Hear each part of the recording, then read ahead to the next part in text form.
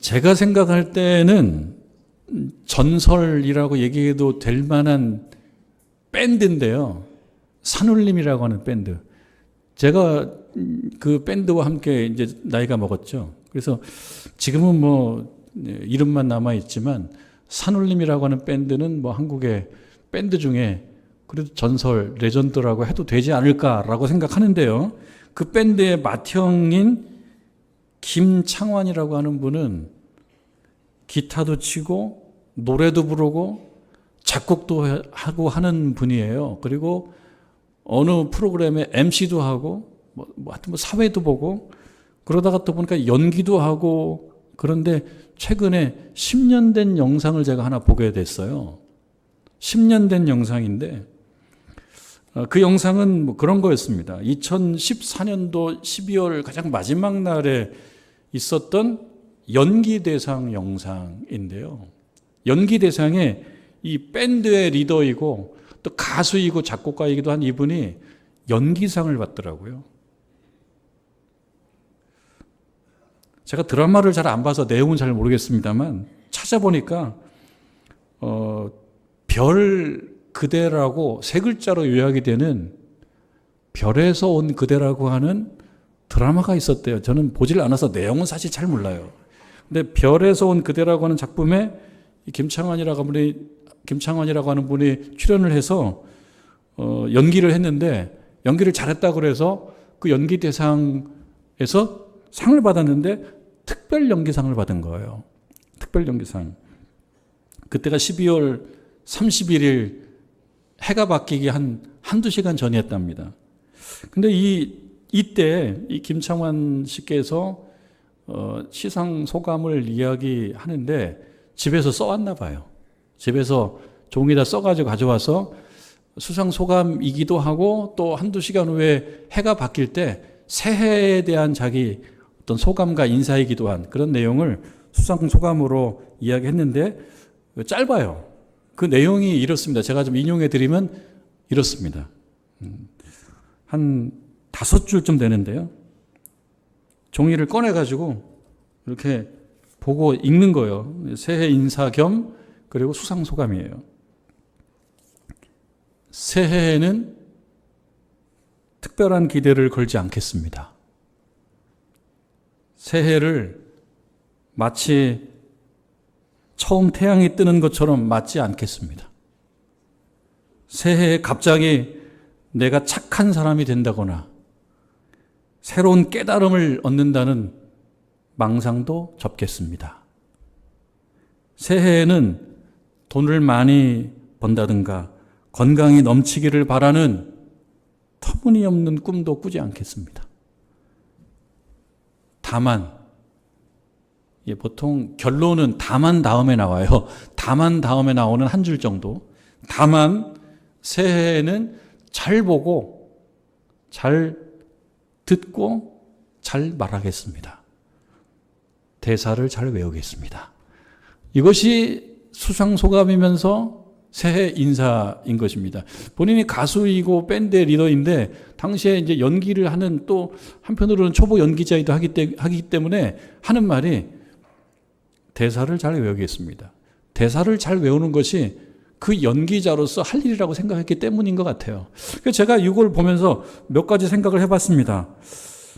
참 흥미롭고 마음에 와닿는 그런 새해에 대한 어떤 소망이면서 새해 인사가 아닌가 하는 생각을 제가 했는데 많은 사람들이 한결같은 반응이 와 멋있다 이런 거였어요. 그리고 제가 그 영상을 보니까 거기에 참석한 그 많은 연기자들이 뭐 제가 지금 이거는 뭐 김창완 씨를 대독한 거니까 여러분들께서는 그냥 표정 없이 들으셨는데 그 연기대상에 참여한 연기자들이 처음에는 표정 없이 듣다가 점차 얼굴에 약간 연한 미소가 생기더라고요. 그러면서 이거는 어떻게 보면은 매우 솔직한 김창완 씨만의 새해 소망이 아니고 또 새해 인사가 아니고 사실은 정직하게 얘기하자면 나도 그런데 라고 하는 표정들이 얼굴에 나타나는 거예요. 나도 그런데 라고 하면서 연한 미소로 이 새해 인사에 동감이다라고 하는 것을 표현하는 것으로 저는 느껴졌습니다. 많은 사람들이 이 영상을 보고 뭐라고 반응하냐면 멋있다. 매우 단순한데, 매우 단순하기도 하고 그냥 솔직한 마음을 몇 줄로 적은 건데 멋있다. 그러면서 또 어떤 분은 이런 반응을 내놓았어요. 몇십 년 종교 생활을 하면서 들은 그 어떤 설교보다 깊게 와닿는다. 이런 거였어요. 아니, 몇십 년간 설교를 들었을 때 느끼지 못했던 것을 느꼈다라고 하는 것은 누구 잘못인지는 뭐 제가 판정을 못 하겠습니다만 어쨌든 마음에 와닿는다는 거죠. 굉장히 마음에 와닿는다는 거예요. 그러니까 뭐가 마음에 와닿는 건가 생각을 해보면 이런 것입니다. 맞다. 새해라고 하는 것이 특별하지 않다. 대단히 거창한 계획을 얘기하고 뭐 지키려고 애를 써왔지만 사실 그것이 비현실적이었다라고 하는 것. 새해가 뭐 특별한 것이 아니다. 그런 거예요. 거기에 사람들이 고개를 끄덕이는 거예요. 그래, 맞아. 새해가 뭐 대단히 특별한 것도 아닌데. 새해만 특별하고 구해는, 지나간 해는 안 특별했나? 다 똑같은 건데 라고 하는 생각인 거예요. 그러나 또 한편으로 새해는 특별하지 않지만 또 특별합니다. 새해가 아닌 것도 아니에요. 새자가 들어가지 않습니까? 새해는 똑같지는 않아요. 특별하지 않을지 몰라도 똑같지는 않아요. 새해는 새해인 것입니다. 거창한 계획은 아니더라도 소박한 결심까지 하지 않을 필요는 없는 거예요. 그래서 새해는 아주 특별하지는 않아도 소박한 결심을 할 만한 충분한 계기가 되는 것입니다. 근데 그 소박한 결심이 뭐냐면 잘 보고 잘 듣고 잘 말하겠다. 이건 좀 소박하고 평범한 것 같은데 그 평범한 것이 사실은 정말 진리이다라고 많은 사람들이 공감을 하는 것입니다. 그래서 저 또한 무릎을 쳤어요. 굉장히 쉬운 말인데 마음에 와닿는 거예요. 그래, 조금만 더 충실하자. 조금만 더 성장하자. 너무 많이는 말고 조금만 더 성장하고 조금만 더 성숙해보자라고 하는 생각을 가질 만한 계기는 되지 않느냐, 새해가. 그런 면에 사람들이 공감하는 겁니다. 너무 거창해서 그냥 계획만 거창해서 실제로 실천할 수 없는 그런 어떤 것이 아닌 내 손에 잡히는 어떤 소박한 어떤 결심, 이런 것들은 필요하지 않느냐. 단 제가 하나 조금 어떤 딴지를 걸고자 하는 것은 딱 한 가지 작은 거 하나가 있어요. 오늘 본문에서 말씀하시는 예수님의 말씀이 그 어떤 사람의 말보다 우선하기 때문에, 여러분 그렇지 않습니까? 그 어떤 훌륭한 사람들의 마음에 와닿는 말보다 예수님의 말씀이 우선하기 때문에 저는 예수님의 말씀을 좀 우선한다라는 점에서 한 가지만 제가 말하자면 딴지를 거는 거예요. 그것은 이런 것이죠. 새해가 돼서 갑자기 내가 착한 사람이 된다거나 혹은 새로운 깨달음을 얻는다는 망상을 접겠다라고 하는 것. 이것도 뭐 이렇게 심각한 내용은 아닙니다. 새로운 깨달음이 뭐가 있겠나라고 하는 어떤 평범한 이야기인데요. 예수님께서 오늘 본문에서 말씀하시는 것은 그래도 깨달아야 된다. 그래서 우리들에게 질문하는 게 있어요. 여러분 51절, 2절 읽었는데 51절을 보게 되면 예수님께서 제자들에게 묻습니다. 뭐라고 묻습니까? 이 모든 것을 깨달았느냐? 그러니까 예수님께서 우리들에게 요구하는 게 있어요. 깨달아라라고 하는 거예요. 깨달음의 망상을 접겠다라고 하는 것이 뭐 그렇게 깊은 신념과 철학은 아닐 거예요. 이 자체도 하고자 하는 말이 있어요. 그 자체가 틀렸다고 생각하진 않아요. 그러나 우리 예수님께서 우리 제자들에게, 우리 신자들에게 하고자 하는 말씀이 있습니다. 그 중에 하나는 뭐냐면 깨달았느냐? 그때 제자들이 그 예수님 말씀을 듣고 한 글자로 얘기하면 예, 이겁니다. 깨달았습니다. 그러니까 우리들에게 주는 요청이에요. 그동안 많이 말씀을 듣지 않았습니까? 지금 51절에 첫 구절에 이렇게 첫 구절에 이렇게 나오죠. 이 모든 것을 깨달았느냐? 이 모든 것이라고 하는 것들이 뭡니까? 예수님의 말씀이에요. 13장 전체로 놓고 봤을 때 비유로 아주 쉽게 풀어서 해주신 말씀이에요. 예수님의 말씀 듣고 그 말씀 잘 깨달았느냐? 그때 그 말씀을 들은 제자들이 예, 깨달았습니다. 적어도 두 가지가 있어요. 잘 들어야지 깨닫습니다. 말씀을 잘 들어야지 깨닫는 거예요. 말씀을 잘 들었느냐? 예, 말씀 잘 들었습니다. 말씀 잘 듣고 그 말씀 속에 들어가 있는 어떤 신령한 교훈을 그럼 알아차렸느냐? 예, 알아차렸습니다. 얼만큼 심도 있게 알아차렸는지는 잘 모르지만 일단은 아멘인 거예요. 여러분들에게도 2024년까지 하나님께서 해주신 말씀이 많습니다. 설교를 많이 들으셨고 말씀을 읽었고 또 살아가시면서 자연으로부터 주는 문자가 아닌 말씀들도 많이 있었어요. 꼭 말씀이 꼭 문자로만 오지 않습니다. 소리로도 오고 뭐 어떤 장면으로도 오고 어떤 상황으로도 오고 하나님의 말씀이 여러 어떤 모양과 채널로 주어집니다. 주어져요. 그랬을 때 주어지는 그 하나님의 말씀을 듣고 그 말씀 속에 담겨져 있는 어떤 천국의 비밀을 깨닫기를 바라시는 거예요. 예수님께서는. 여러분 말씀을 듣고 깨달으시기를 주님의 이름으로 축원합니다. 2025년도에도 말씀을 많이 들으실 거예요. 그런데 설교 말씀만 들으시는 게 아니에요. 성경 읽기 대장정을 통해서 말씀을 들으실 거예요.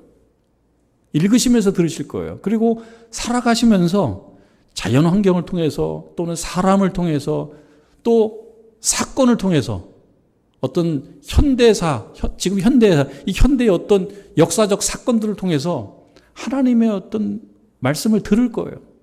근데 그 현상 속에 들려있는 하나님의 의중, 하나님의 뜻이 있단 말이죠. 그것을 캐치해내기를 원하시는 거예요. 그거를 찾아내기를 원하시는 거예요. 말씀을 듣고 또 여러분들이 삶에서 경험하고 그 속에 담겨져 있는 나를 향한 하나님의 뜻이 있단 말이죠. 그거를 알아차리기를 원하시는 거예요. 그래서 이 모든 것을 깨달았느냐라고 하는 말씀을 달리 표현하면 영적 통찰력을 갖고 있느냐, 영적 관점, 영적 시각을 발휘하고 작동하고 있느냐라고 하는 것입니다. 그러니까 하나님께서 우리들에게 원하시는 것은 경제학적 관점도 아니고 철학적 관점도 아니고 또는 뭐 사회학적 관점도 아니고 그런 관점이 아니고 신자들에게 요구하는 것은요, 영적 관점이에요. 영적 시각입니다. 사진을 잘 찍는 분들은 앵글이라고 하는 얘기, 앵글. 그럼 각도입니다, 각도. 어느 각도에서 그 사진을 찍느냐에 따라서 포착되는 바가 달라요. 똑같지만, 피사체는 똑같지만 어떤 각도에서 보느냐에 따라서 내용이 달라집니다. 신자들에게 있어서는 영적 앵글이 필요한 겁니다. 여러분 살아가면서 항상 영적으로 보지 않고 현실적으로만 보고 과학적으로만 보고 물질적으로만 보고 그래서 그냥 분석만 하지 그 속에 나를 향하여 주신 하나님의 뜻은 저쪽으로 가고 분석만 열심히 하게 되면 박사는 될런지 모르지만 신자와 제자는 될 수가 없는 거예요. 예수님께서 우리들에게 2025년도에 바라시는 것은 말씀을 듣고 깨닫기를 바라시는 겁니다. 어떤 말씀들을 해오셨냐면은 마태복음 13장에 의하면 여러 가지 말씀들이 있는데요. 그 중에 씨 뿌리는 사람의 비유가 있어요. 13장 3절 이후에 나와요. 여러분들 잘 아실 겁니다. 씨를 뿌리는 사람이 있는데요.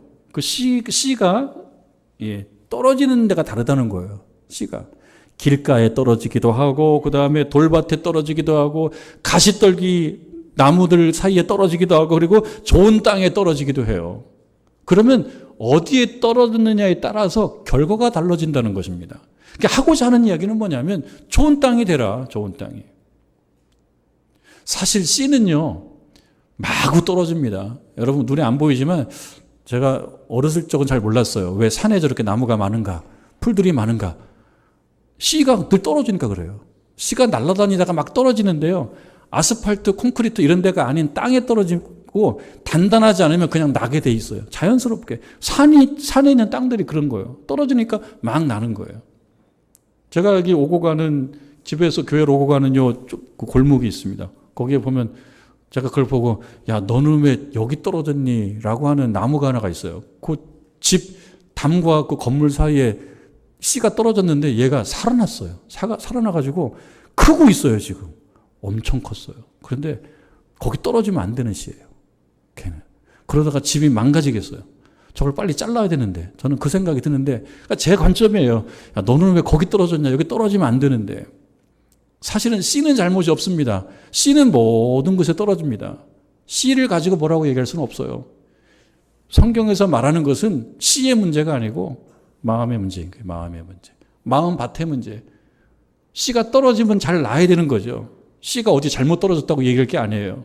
씨는 떨어져요. 다만 내 마음 밭이 씨가 잘 커갈 수 있는 토양이냐. 그래서 가끔씩 여러분 뭐 비유하자면 모종삽으로 자기 내면의 이 토지를 조금 한번 점검해 봐야 돼요.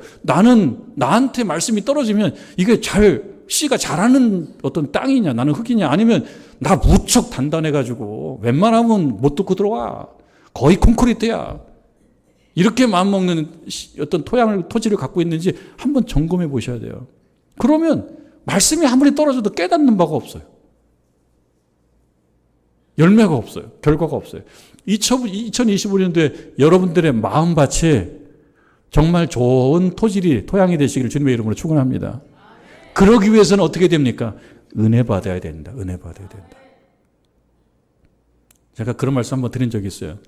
목사님, 저는요, 힘도 없어요. 능력도 없어요. 교회에서 할 수 있는 게 별로 없어요. 그래서 제가 그랬잖아요. 할 수 있는 게 왜 없냐고. 은혜 좀 받으시라고. 은혜를 받으면 은혜 받는 내 주변의 영적 공기가 달라진다고. 여러분 생각나십니까? 은혜를 받는 거예요, 은혜를. 2025년도의 사명이 뭐냐면 은혜 받는 사명이에요.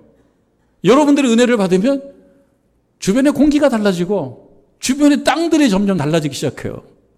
그런 말씀을 예수님이 하신 거예요. 그리고 또 여러 가지 말씀하셨습니다. 곡식과 가라지 비유. 곡식이 있고 가라지가 있어요. 그냥 크게 돌아.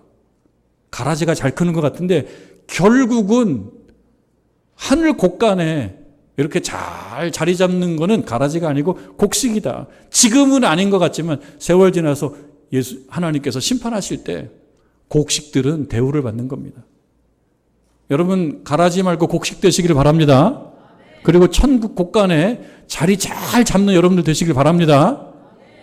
그리고 또 겨자씨와 누룩에 대한 비유를 해주셨어요.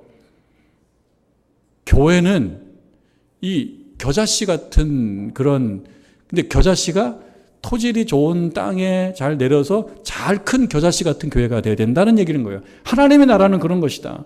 하나님의 나라로서 교회는 어떤 교회여야 되느냐면 그냥 겨자씨로 있는 게 아니라 씨가 잘 자라서 겨자나무가 된 거예요. 겨자나무. 겨자나무라고 해서 큰 아름드리 그런 나무는 아니에요. 사진을 보니까.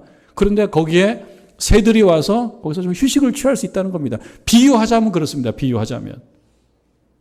그러니까 교회는 여러 사람들이 와서 쉼을 얻을 수가 있어야 된다. 그런 점에서 내 자신도, 여러분 자신도 참 중요한 거예요. 나는 과연 쉼을 주는 사람인가? 한번 점검해 보는 거예요. 나는 쉼을 주는 사람인가? 아니면 그저 내가 있으면 사람들이 불편해서 절절매.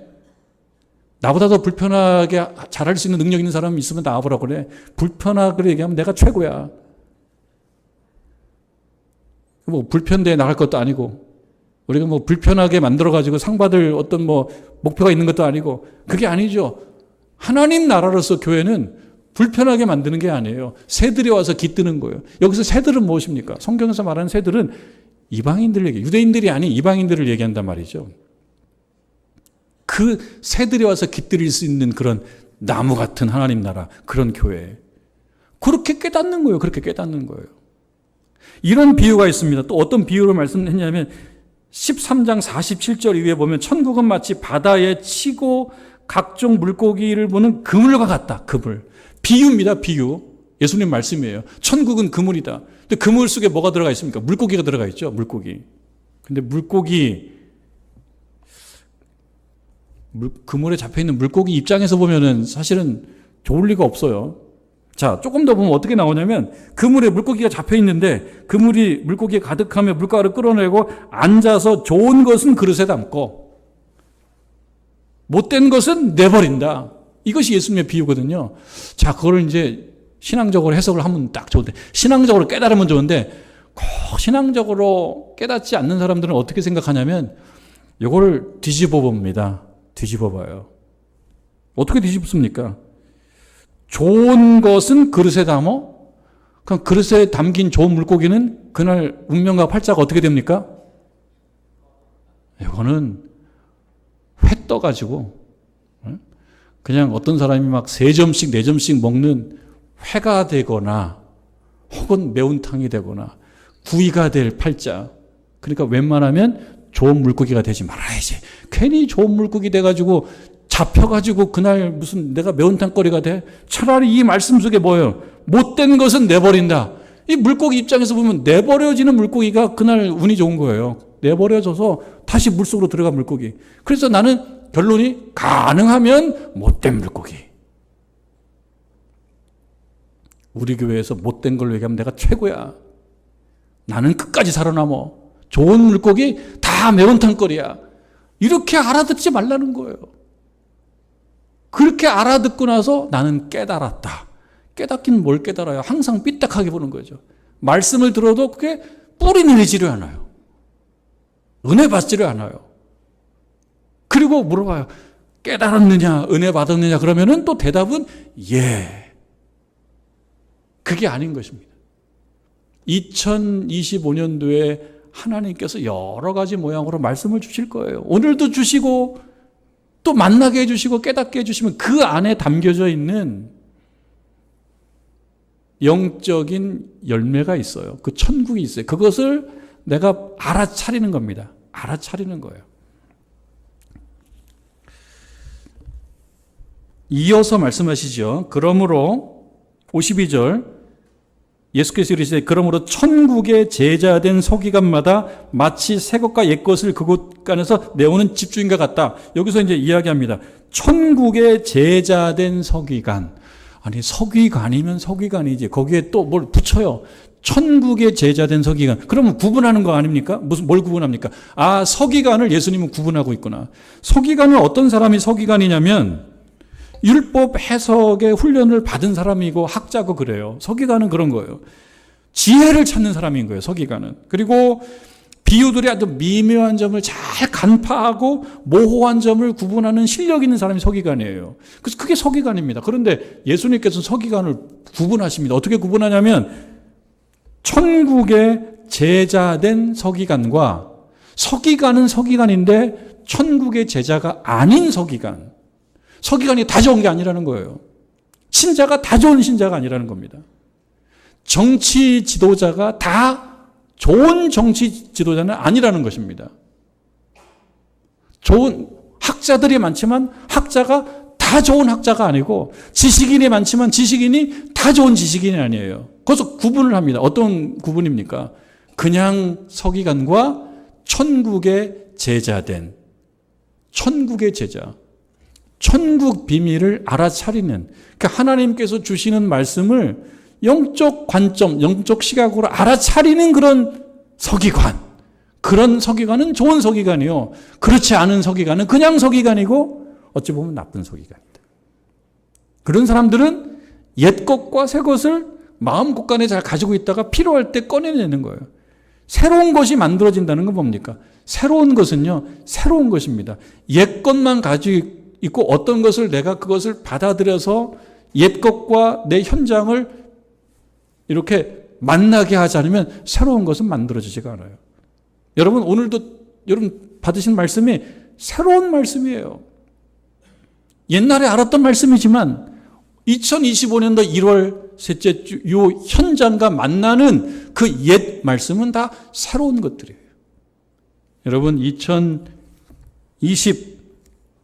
2025년도 마지막 날에 서 있는 여러분, 끝까지 서 있게 된다 그러면 2025년 마지막에 여러분과 지금 여러분은 같은 여러분이에요. 같은 나이지만 그러나 또 같지 않아요. 다를 수밖에 없어요. 왜냐하면 2025년도를 어떻게 살아냈냐에 따라서 2025년도 마지막에 서 있는 나는 그렇게 바뀔 것이기 때문입니다.